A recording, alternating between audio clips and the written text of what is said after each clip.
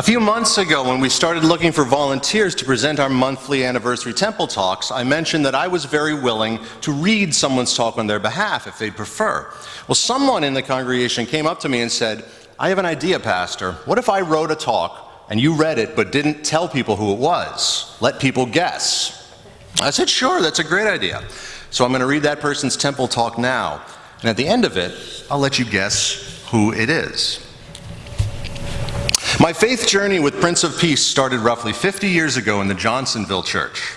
My neighbor would pick me up and bring me to Sunday school with her children. All grades were held in the basement with only partitions on wheels separating the areas. At the end of each Sunday school class, we would all gather and say the Lord's Prayer together. I think we could all say the entire prayer in under 5 seconds so we could leave. It took me years to learn to say the Lord's Prayer slower.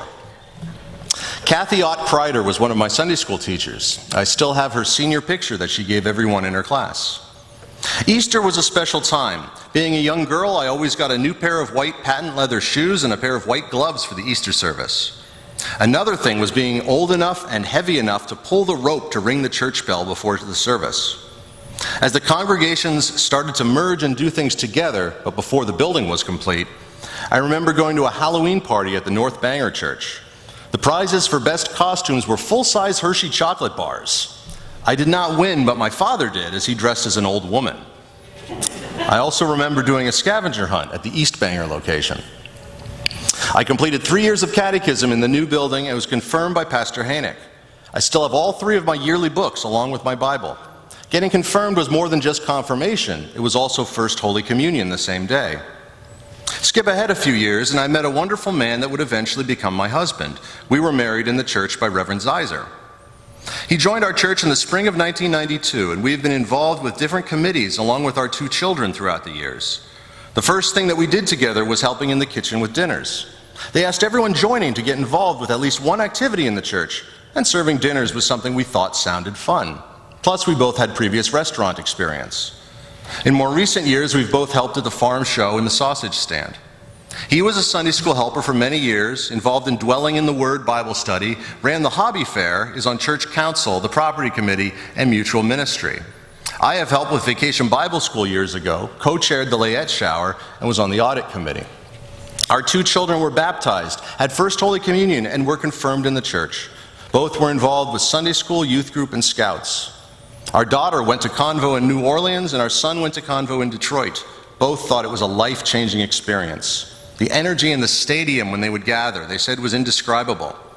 We helped build and pulled the youth group float in the Halloween parade for years. Thinking back to my experience as a youth and in youth group and our children's experience, there are some very similar things and some different things. We had a church bus for transportation, while our kids had a church van. I think making hoagies has always been a fundraiser. Egg hunts moved from the cemetery to between the church and the cemetery. Probably our biggest contribution to the church was our son's Eagle Scout project, creating the Grove for outdoor worship.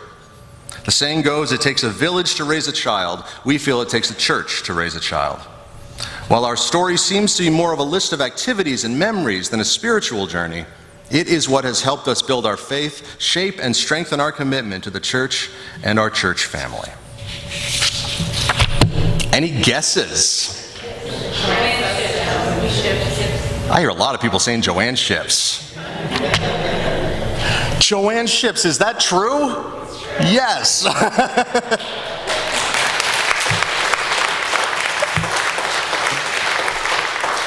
Thank you to Joanne and Scott for sharing this story in this special way today, and thank you for being part of this community in so many ways over the years.